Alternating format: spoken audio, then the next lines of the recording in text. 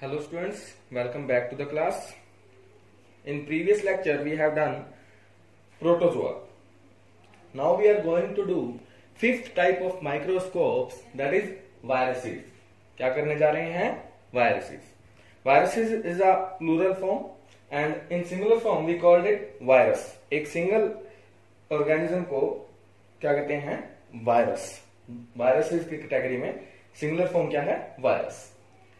There are some characteristics of viruses which we are going to see now. First characteristic is they can be seen only with electron microscope. मैंने आपको दो तरह के microscope बताए थे, intro दिया था just, simple microscope and electron microscope, जिसे हम इस चैप्टर के एंड में डिटेल में करेंगे. सिंपल माइक्रोस्कोप और इलेक्ट्रॉन माइक्रोस्कोप. अब तक हमने जितने भी माइक्रो ऑर्गेनिजम्स किए उनको हम सिंपल माइक्रोस्कोप से या कंपाउंड माइक्रोस्कोप से देख सकते थे, लेकिन वायरसेस को हम सिंपल माइक्रोस्कोप की हेल्प से नहीं देख सकते. Viruses can only be seen with the help of electron microscope which is a very powerful microscope, और उसकी मैग्नीफाइंग पावर बहुत ज्यादा है.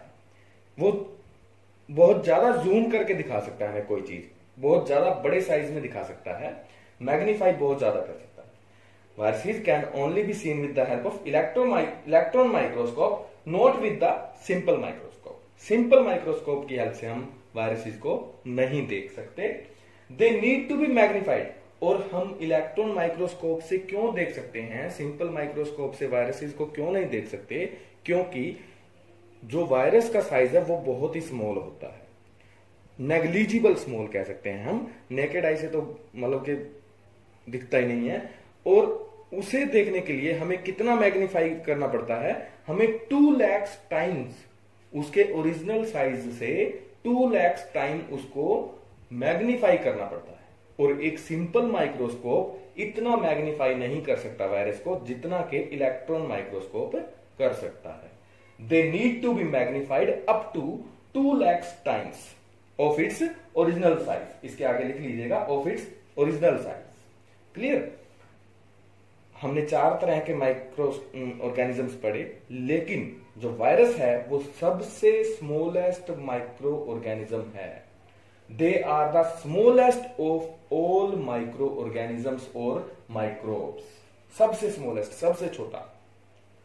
बताया मैंने आपको 2 लाख टाइम उसको मैग्नीफाई करना पड़ता है, तो सोचिए सबसे छोटा यही होगा. ओके, वायरस का एक डिफरेंट कैरेक्टरिस्टिक है. क्या है वो? हम वायरस को लिविंग और नॉन लिविंग किसी भी क्लास में क्लासिफाई नहीं कर सकते. ना ही हम उसे लिविंग कह सकते हैं, ना ही हम उसे नॉन लिविंग कह सकते हैं. Difficult to say that viruses are living और नॉन लिविंग. क्यों?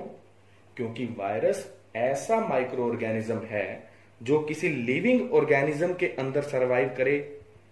लिविंग ऑर्गेनिज्म के अंदर हो तो वो लिविंग कैरेक्टरिस्टिक दिखाता है, ग्रोथ करता है, ठीक है, मल्टीप्लाई करता है, अपना न्यूट्रिशन गेन करता है. लेकिन अगर वो लिविंग ऑर्गेनिज्म के बाहर है, लिविंग ऑर्गेनिज्म के अंदर नहीं है, तो वो नॉन लिविंग कैरेक्टरिस्टिक्स शो करता है. तब हम उसे नॉन लिविंग कहते हैं. क्लियर? जब लिविंग ऑर्गेनिज्म में है तभी वो अपना न्यूट्रिशन गेन कर सकता है और ग्रो कर सकता है. लेकिन अगर वो नॉन लिविंग मतलब लिविंग ऑर्गेनिज्म से बाहर है तो वो क्या है? नॉन लिविंग स्टेट में है. Difficult to classify that viruses are living और नॉन लिविंग. रीजन मैंने आपको बता दिया. लिविंग ऑर्गेनिज्म में सर्वाइव करेगा तो वो लिविंग है. नॉन लिविंग स्टेट कब होगी उसकी? जब वो किसी लिविंग ऑर्गेनिज्म के बाहर होगा. अब लिविंग ऑर्गेनिज्म कौन से हो सकते हैं जिनमें सर्वाइव कर सकता है? प्लांट्स, एनिमल्स, है ना. ऐसे ऐसे लिविंग ऑर्गेनिज्म हो सकते हैं. जैसे कि आजकल कोरोना वायरस चल रहा है, तो अगर कोरोना वायरस हमारे अंदर है तो वो लिविंग कहलाएगा, अगर वो बाहर है तो नॉन.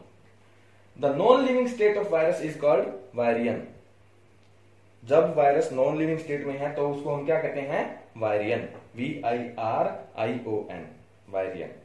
क्लियर? एग्जाम्पल्स क्या है? करंट एग्जाम्पल आज का कोरोना वायरस. दूसरा एग्जाम्पल HIV, एड्स का एग्जाम्पल आपने पढ़ा होगा. ह्यूमन इम्यूनो वायरस पढ़ा होगा आपने. एडिनो वायरस, ये भी एग्जाम्पल है, एटसेट्रा, काफी एग्जाम्पल अलग भी है। तो वायरस दिखता कैसा है? कुछ ऐसा दिखता है मोस्टली, इस तरह की शेप होती है वायरस की। Clear? This is all about the virus. I hope आपको समझ आया होगा। असाइनमेंट करते रहिएगा, वर्कशीट जो आपको मिले वो भी करते रहिएगा। Thank you class, thank you very much.